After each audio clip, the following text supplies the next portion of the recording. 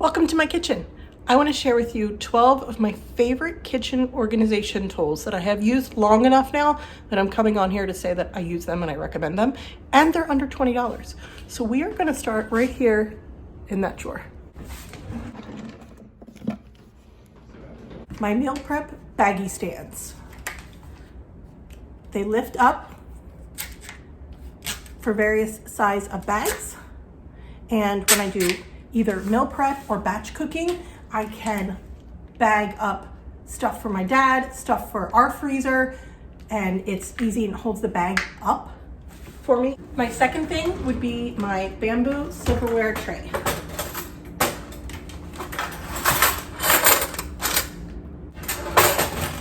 It's sustainable, it's easy to clean. It has fit into every kitchen drawer we've ever used silverware with. Right on the other side would be my spice liners. This is my spice drawer. Let me see if I can give you kind of a close-up of my spice liners here. I switched to a spice drawer 4 years ago and put in these spice drawer liners. I didn't start with the liners. They kind of moved, the spices moved all around in the drawer. The spice liners keep everything here. I organize by frequency of use. You could do it alphabetically, any way you wanted, right? The ones we use the most are right here, right next to the stove. And then they go by less frequent the farther away from the stove that you get. I also like because it holds different sizes. It holds glass jars. It holds plastic containers, little plastic containers, baggies, however it is you store your spices. I like it all in one spot in a shallow drawer. I recently wrote a blog post about spice drawer organization. I'll leave a link for you and a link for all of these things that I'm mentioning in the description box below. Is my Lazy Susan. Well, I should say Susans, because I got two right there. One for oil, one for vinegar. They fit right to the lip of my shelf and hold all of the vinegars and oils that we use. Numbers 5 and 6 kind of go together. Number 5 is my KitchenAid sliding mat. I'm gonna see if I can't. The KitchenAid is super heavy for me to lift, so it has started to live on my counter because it's just too hard for me to get in and out of the cabinet and to put away. I tucked it into this corner here because it's kind of like a, let me make sure this is locked before I lift it. Okay. Just moving that little bit. Like, anyway, KitchenAid, ooh, it needs to be washed. Glad we did this. The flour from baking bread. Anyway, machine washable. I just toss it in and then I air dry it, and it slides, and it has two sides of a mat. So I have it on the slippery side, so I can slide it in and out. And then this is a rubber side that doesn't slide. So if you have your KitchenAid in a spot that you like it and you don't want it to move around, you use the other side. I'm actually gonna toss this on my counter so I can take it upstairs and wash it. Number 6 are cord organizers stuck to the back of appliances. Okay, so right below me here is my appliance cabinet. Let me take you down. Mixer, and then this is our appliance cabinet. Have it on the side of my electric can opener. The back of my crock pot. Cord wraps on the back of appliances is number 6. So from where I'm standing, I can do 7, 8, and 9. 7 is my organized recipe binder. I call it my scan and plan system. I sell this in my Etsy shop. I'll leave you a link, but the reason I call it my scan and plan system is twofold. I index page things at the front of my recipe binder, busy nights, car dinners, kids' favorite lunches. I have a cheat sheet at the front of my binder of various index pages.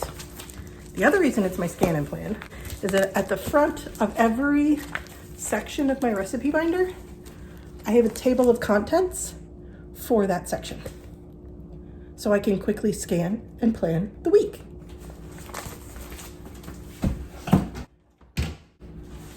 Eight and 9 are my mason jars and my lids.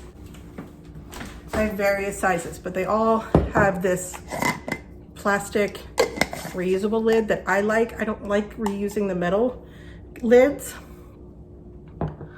And then the larger size, not a wide mouth. I actually wish I'd gotten the larger mason jars, but with a wide mouth like this one. That would have been better, but we make these work. So I store snacks in here, cleaned fruit, meal prep into these things. I do taco sauce.